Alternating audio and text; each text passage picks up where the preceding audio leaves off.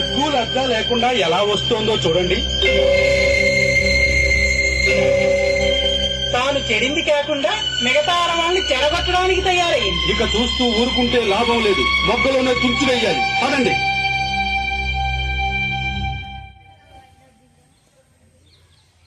ఆగవే, ఆగు. ఎక్కడికి వెళ్తున్నావు? ఇంకెక్కడికి? స్త్రీ జనోద్ధరణ కోసం మొగుడు పిల్లలిద్దరూ కలిసి పెట్టారుగా బడి, అక్కడికే అయి ఉంటుంది. ఏమే, అక్కడికేనా?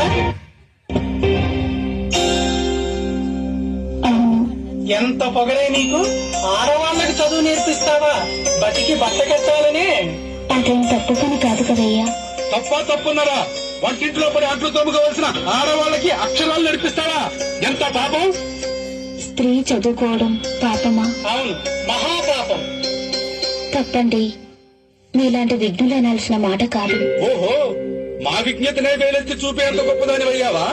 అయ్యా, నేనేం గొప్పదాన్ని కాదు, సామాన్య స్త్రీని.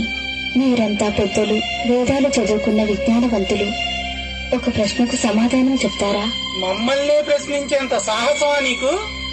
తెలియందడిగి తెలుసుకోవడం తప్పు కాదు కదయ్యా. అదే అడుగు.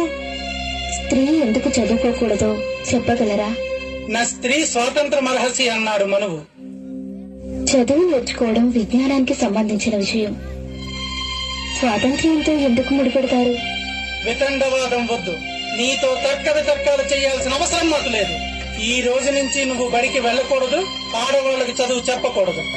ఎందుకో సరైన కారణం చెప్తే తప్పకుండా మానేస్తాను. వేదాలు ఘోషిస్తున్నాయి. ఏమని? స్త్రీకి విద్య అనవసరమని. ఏ వేదంలో రాసిందో కాస్త చెప్పగలరా? నీకు రుజువులు సాక్ష్యాలు చూపించాల్సిన అవసరం మాకు లేదు. అవసరం లేదా, లేక అలా రాయబడి లేదా? రాసినవన్నీ నీకు చూపించాల్సిన అవసరం లేదు. నేను చెప్తున్నాం అంతే.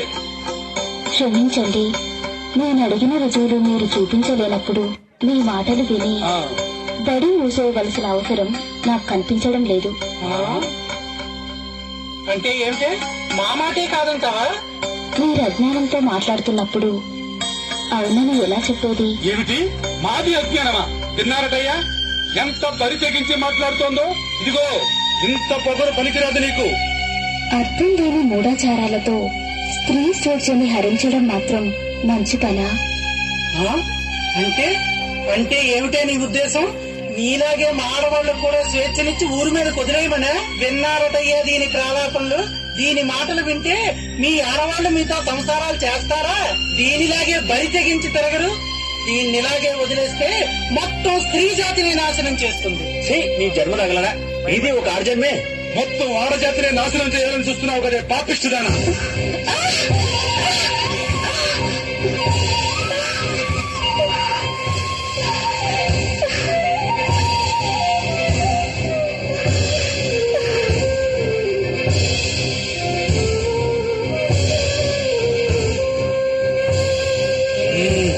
ఇదే చెప్తున్నా విను. ఇంకోసారి ఇలా జరిగిందంటే చంపి ఉప్పు పాత్ర వేస్తా, జాగ్రత్త. పదండి.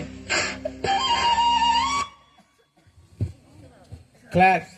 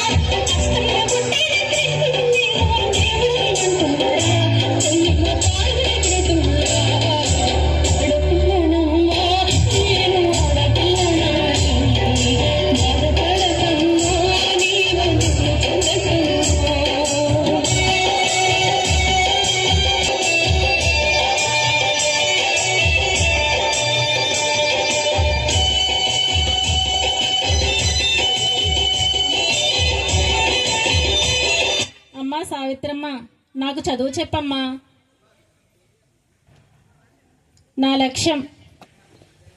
నా లక్ష్యం తీరేంత వరకు నేను పోరాటాన్ని ఆపను.